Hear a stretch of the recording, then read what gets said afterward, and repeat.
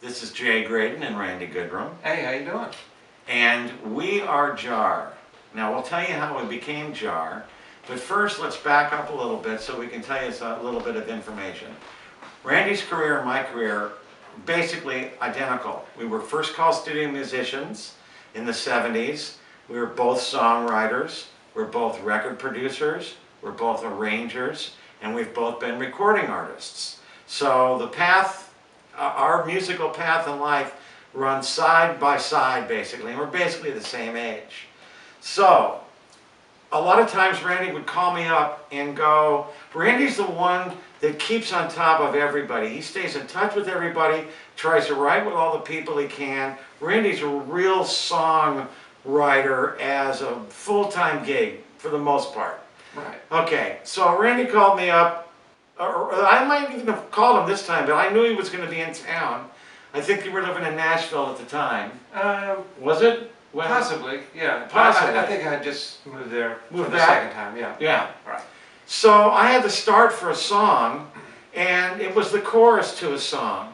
And I had the chord changes in the melody, and I used the line in the song, heartache, nothing but the heartache. And when Randy started taking over to work on the verse, wasn't any mention of the lyric yet, where it was going, but that did bait him to a lyric. Now, let me tell you Randy's story. I'm not a lyricist. I'll accidentally throw things out up there, and he'll grab a meaning of a word I say and then turn that into another word or a lawyer concept, as you'll hear for another song, and so forth. So at this point, I've got dun dun dun one dun a heartache, and that repeats. Rand jumps in and go.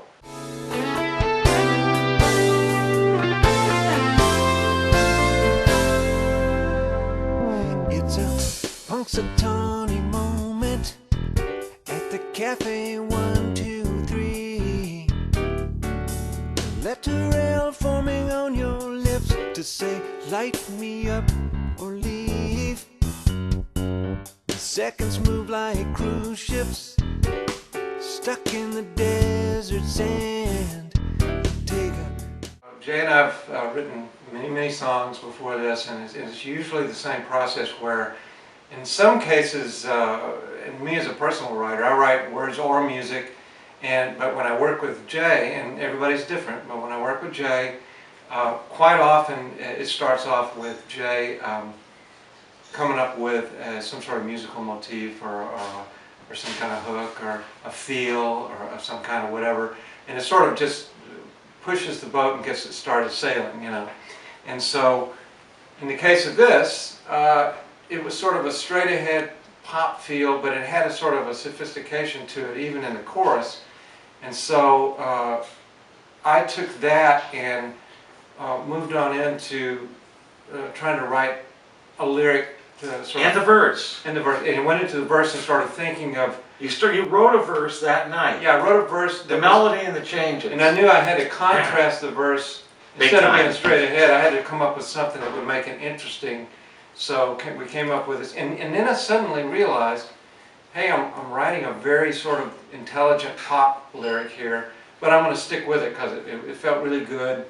And, you know, I knew it was going to be maybe difficult to try to pitch to a straight-ahead pop artist, but still, I mean, sometimes when you know you're onto something really cool, you just kind of stay with it because it feels right, it fits.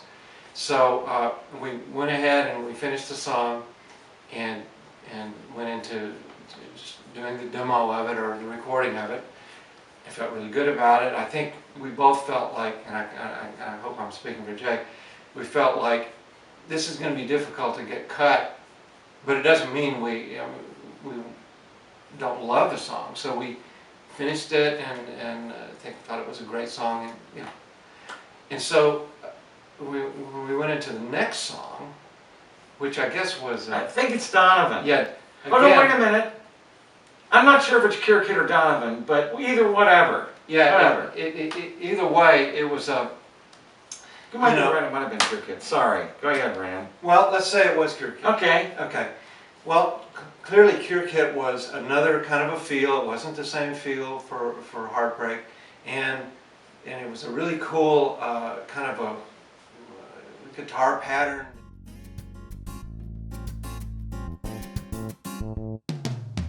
Open the package, put down the knife, the cover letter, I read it twice. Put on the headdress and this polo tie, and you'll forget her before tonight. Put on these contacts, Houdini wore, and Hogan's golf slacks, and one thing more. Drink down this potion, repeat this line. Abracadabra, could do or could die. Get her out of my mind. It's my cure kit, 3 pairs of nights, a copy of life, the year-end issue. Cure kit, the worst of Danny Boy, written on a Kleenex tissue. I kind of stayed in the same vein lyrically, in the same attitude as Heartbreak, and Intelligent lyrics. yeah, not teenage pop love song kind of thing. I mean, as a matter of fact, none of the songs on our JaR stuff are for that market, really.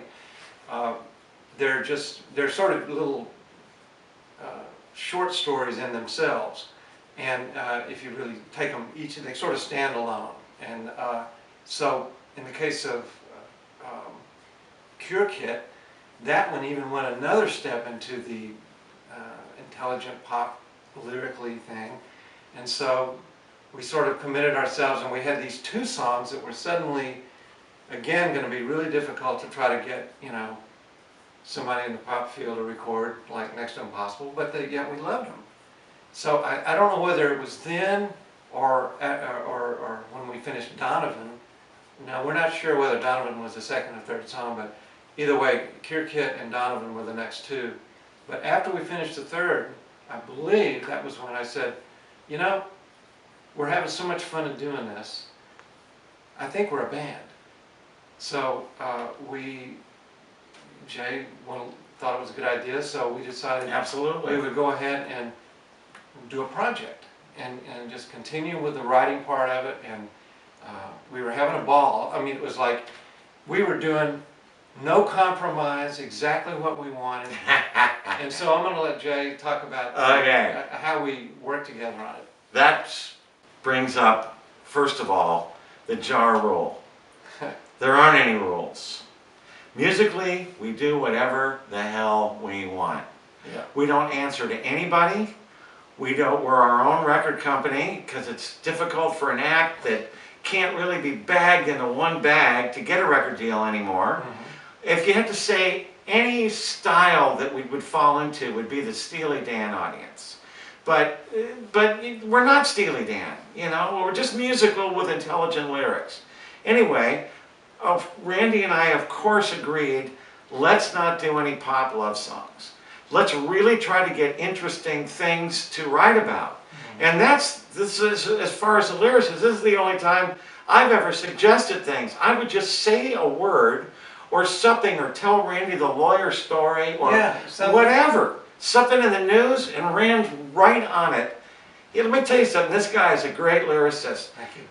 Beyond being able to write simple pop and making that work, the intelligence level of this lyric, of all the lyrics, I mean, there's some thought out, really, really brilliant writing.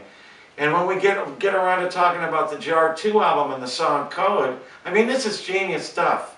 And, all right, so there's a few more things I wanted to say about this. One of the things that, we do have a rule, actually, we have kind of a rule, and that is both of us has to like an idea or it doesn't fly. If Randy says no, it's gone. If I say no, it's gone. We don't have any problem getting along. We're musically doing exactly what we want to do. And it's no stress gig. I mean, if you can imagine that. So that's how JaR got going.